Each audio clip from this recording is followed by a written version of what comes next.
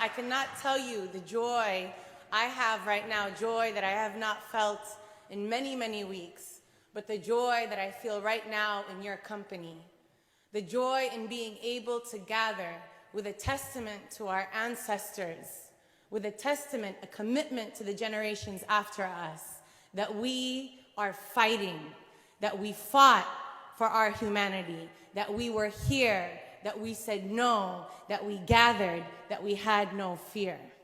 I am so happy to be with you here, with the folks in the Riverside Church, with the folks that are streaming with us. When I thought about this evening, I did not know if I should speak to you as a teacher and tell you about Gaza. Should I tell you that Gaza was once a city district of historic Palestine that sits on the eastern coast of the Mediterranean Sea, that its harbor and fertile land has made it a focal point of trade and empire for centuries, including the Romans, the Mongols, and Napoleon's France, that prior to 1948, the Gaza district contained almost 90 towns and villages.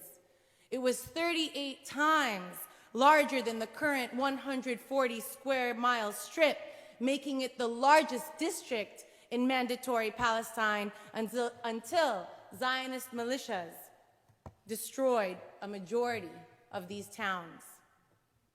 Should I tell you that upon Israel's establishment, a severely truncated Gaza absorbed nearly 25% of Palestinian refugees exiled from their former homes, increasing its population from 80,000 to 280,000, that number has grown to 2.2 million today, who are predominantly refugees and children, dependent on food aid for survival. Do I explain to you that Israel began to circumscribe this Palestinian territory in 1993 as it was entering into the Oslo Peace Accords? That it began a process of de-development, isolation, containment of Gaza with the intent to make it a Palestinian statelet and to instead focus on annexing the West Bank, whose land it coveted and whose natives it also sought to remove. In this context, I can tell you that Israel imposed a land siege and a naval blockade, hermetically sealing this coastal enclave, placing it on a subsistence diet just above starvation, relegating it to conditions of bare life, and then systematically pummeling it with advanced weapons technologies in a bid to take the land without the people, to achieve in Gaza by warfare what it seeks to do in the West Bank through martial law, in East Jerusalem through administrative law, and throughout historic Palestine through civil law. Or should I speak to you as an attorney and tell you that when Israel withdrew its settlers and military infrastructure in 2005, that it maintained its effective control over the population registry, the skies, the underground water sources, the electromagnetic spheres, all points of ingress and egress, and thus remains in occupying power with the duty to protect its civilians? That Israel has no right to self-defense against territory that it occupies.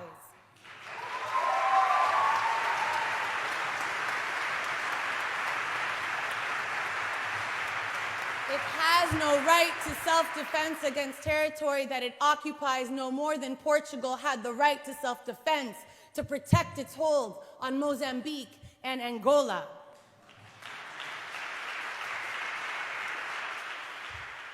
Should I explain that people fighting against colonial domination, alien occupation, and racist regimes, Palestinians have a right to use armed force so long as it's regulated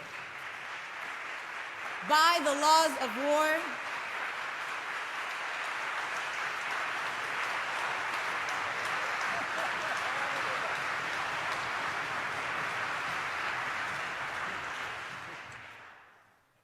would it be helpful to tell you that any force must be bound by principles of distinction and proportionality, and that Israel has promised to disavow both?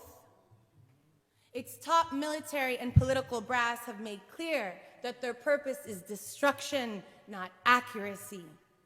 There are no Palestinian civilians, that hospitals and schools and sources of electricity and fuel are not afforded the presumption of civilian infrastructure. Do I remind you that they have expressed a specific intent to destroy in whole or in part a people based on their racial, ethnic, national, or religious grounds? Should I remind you that they need not kill a single person in order to be prosecuted for the crime of intent and incitement according to the Genocide Convention?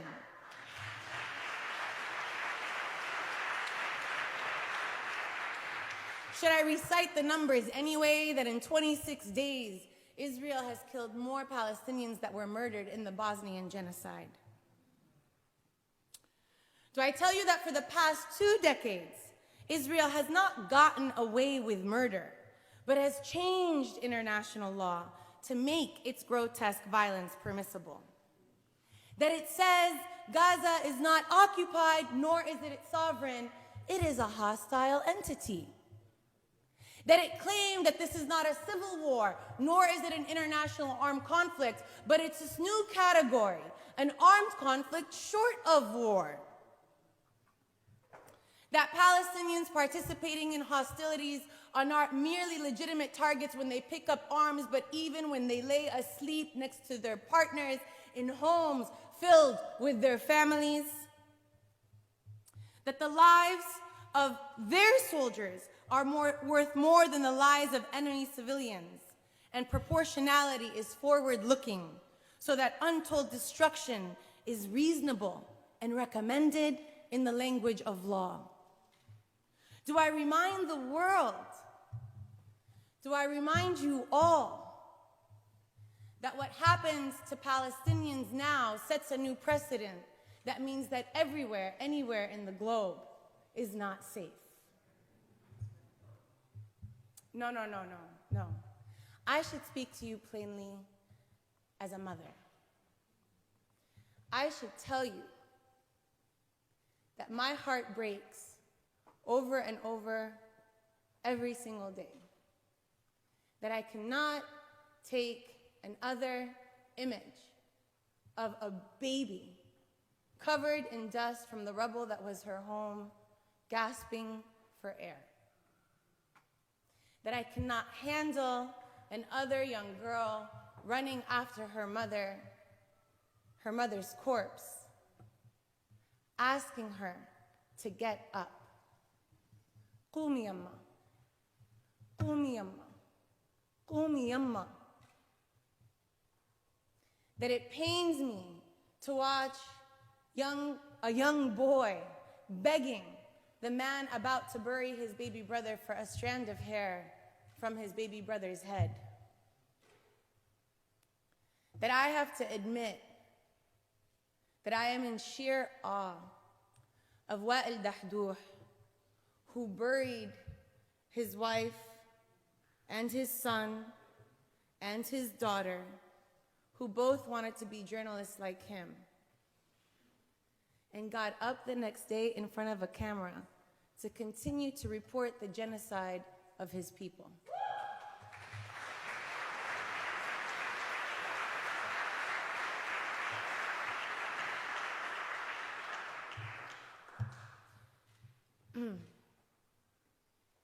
Shall I describe my acute stress imagining 130 newborns in NICU at risk of death because of lack of fuel and electricity, only to look up and hear anchors ask me if the price is worth paying because some civilian life is sacred? Or that when I ask my cousin in Ramallah this morning how her children are faring, she says they have learned a painful lesson these past weeks, that world powers agree that their lives are not worthy. Do I speak to you as a Palestinian and tell you that we are a remarkable people fighting for the noble cause of freedom. That we understand clearly that this is a genocidal campaign intended to complete the Nakba, to fulfill the Zionist fantasy of a land without a people, despite a valiant people that refuse to disappear, who vow to stay in their homes rather than become refugees again, who tell us, لن نرحل من هنا, لن نرحل من هنا, لن نرحل.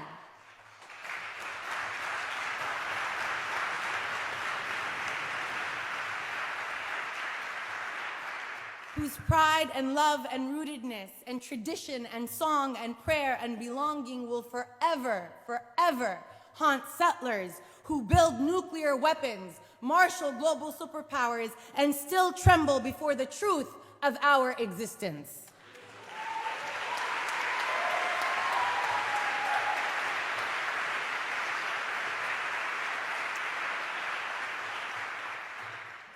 We existed before Zionist colonial invasion. We exist now even among the rubble of humanity's remains. We will exist when Zionism is dismantled bit by every racist colonial bit.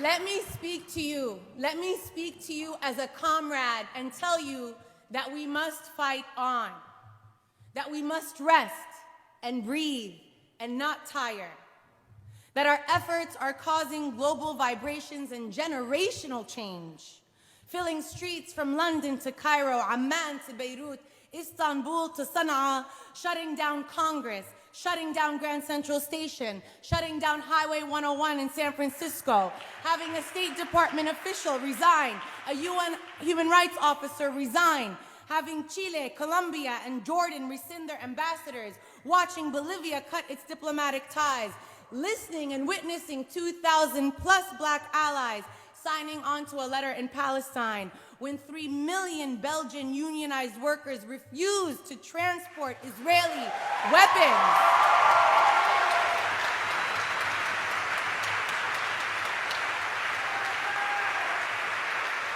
We have disrupted Senate appropriations hearings asking for more money.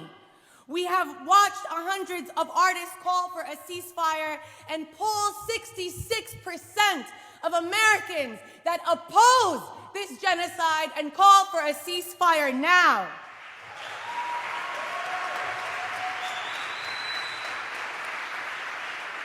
That number keeps growing, that number keeps growing, and as your comrade, I want to ask you and remind you that as we fight on, to be vigilant because repression is growing.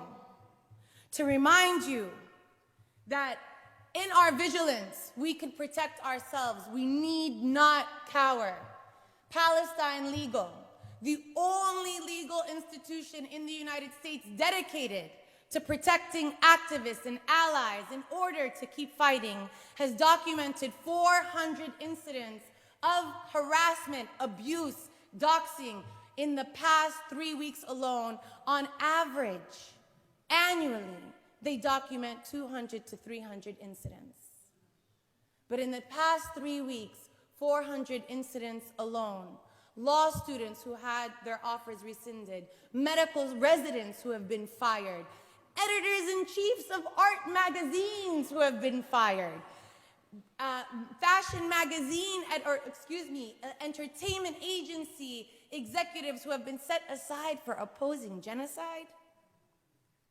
And while this racist, warmongering media and political establishment has led to the stabbing of a 6-year-old Walid Fayyoumi 26 times in his home in Illinois, Allah yarhamak, and the murder of a Muslim woman in Texas, Allah yarhamak, the Biden administration is mobilizing law enforcement to surveil social media of university students struggling for Palestinian liberation.